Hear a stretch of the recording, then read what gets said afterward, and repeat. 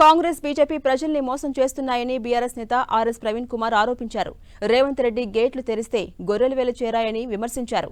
రాజ్యాంగం రద్దు చేసే ప్రమాదం ఉందన్న ఆర్ఎస్ ప్రవీణ్ కుమార్ ఓటుతోనే రెండు పార్టీలకు సమాధానం చెప్పాలని పిలుపునిచ్చారు. అక్కడ పెద్దలు రేవంత్ రెడ్డి గారు మేము గేట్లు తెరిస్తే మీ పార్టీ ఖాళీ అవుతుందన్నారు. అయ్యా రేవంత్ రెడ్డి గారు, మీరు గేట్లు తెరిస్తే అక్కడ వచ్చిన గొర్రెలు,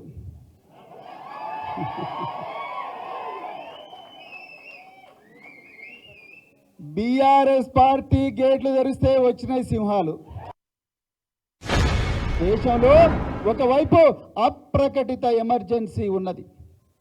రాజ్యాంగ సంస్థలైన న్యాయ వ్యవస్థ, సిబిఐ కానీ, అదేవిధంగా ఎన్ఫోర్స్మెంట్ డైరెక్టరేట్ అంటే ఈడీ కానీ, మరెన్నో సంస్థలు, మరి ఫోర్త్ ఎస్టేట్ అనే మీడియా కానీ, ఇవన్నీ కూడా కేంద్రంలో అధికారంలో ఉండే బీజేపీ తన గుప్పిట్లో పెట్టుకొని ఆ 400 సీట్లు తెచ్చుకోవడం కోసం ఎన్నో కుట్రలు,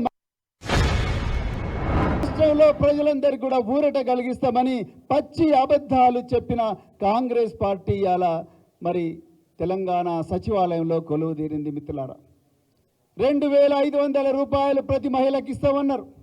రైతులకు 15,000 రూపాయల భరోసా ఇస్తామన్నారు. అదేవిధంగా మరి 4,000 పెన్షన్ ఇస్తామన్నారు. ఇంకెన్నో కపటపు వాగ్దానాలు చేసినారు. విద్యార్థులకు విద్యార్థి భరోసా అన్నారు. మరి వస్తున్నాయా మిత్రులారా ఇవన్నీ కూడా? రాబోయే పార్లమెంట్ ఎన్నికల్లో కూడా మళ్ళీ మనకు ఆ ఓటు అనే ఆయుధాన్ని వాడే అవకాశం వస్తుంది.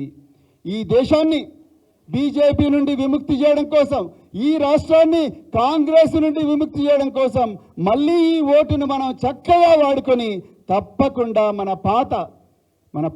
అంటే మనం ఏ రాజ్యాన్ని అయితే అమాయకత్వంతో కోల్పోయినామో ఒక 4 నెలల క్రితం, ఆ గొప్ప రాజ్యాన్ని మనం తెచ్చుకోవాల్సిన అవసరం ఉన్నది.